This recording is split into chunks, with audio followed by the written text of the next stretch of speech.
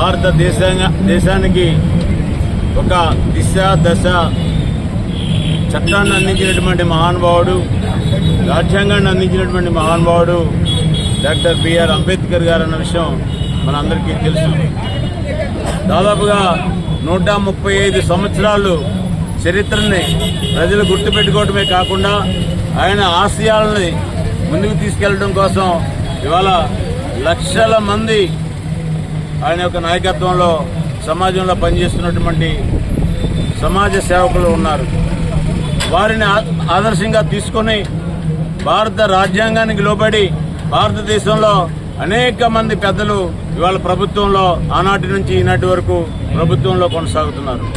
కానీ ఇవాళ భారత ప్రధానమంత్రి నరేంద్ర మోడీ గారు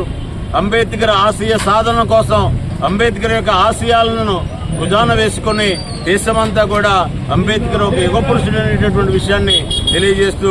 వారు ఇచ్చినటువంటి ఆదేశాలు కానీ వారు ఆచరించినటువంటి విధానాన్ని కానీ ఆచరిస్తూ ప్రభుత్వాన్ని ముందుకు తీసుకెళ్తూ ఎస్సీ సామాజిక వర్గంలో ప్రతి ఒక్కరూ కూడా అభివృద్ధి చెందాలి, పారిశ్రామికవేత్తలు అవ్వాలి అనేటటువంటి ఆలోచనతోటి వారికి పారిశ్రామిక రాయితీలు ఇస్తూ వారికి ప్రత్యేకమైనటువంటి రాయితీలు ఇస్తూ ఇవాళ పేద ప్రజలుగా ఎవరైతే ఉన్నారో వారందరికీ కూడా ఇంటికి దాదాపు 150 యూనిట్లు కరెంటు కాల్చుకుంటే ఫ్రీ అనేటటువంటి పథకం పెట్టినటువంటి ప్రధాని నరేంద్ర మోడీ గారు ఇవాళ ఎస్సీ సామాజిక వర్గం అందరూ కూడా గమనిస్తున్నటువంటి విషయం.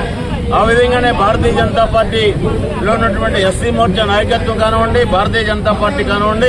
అట్టడుగున ఉన్నటువంటి సామాజిక వర్గం ఎవరైతే ఉన్నారో వారి యొక్క అభివృద్ధి కోసమే మనం పనిచేస్తున్నటువంటి విధానం ఏదైతే ఉందో దానికి నరేంద్ర మోడీ గారు ప్రభుత్వం ఇస్తున్నటువంటి పథకాలు ఫలాలు ఏవైతే ఉన్నాయో వారికి అందించి మనం ఒక సైనికుల్లా పనిచేసినప్పుడే వారి యొక్క ఆశయ సాధనని మనం పూర్తిగా నెరవేర్చినట్టు అవుతుంది. దానికి నరేంద్ర మోడీ గారి పాలన యొక్క ఫలాలను కూడా జోడించి వారి యొక్క అభివృద్ధి కోసం మనం పనిచేస్తూ వారందరినీ కూడా మన యొక్క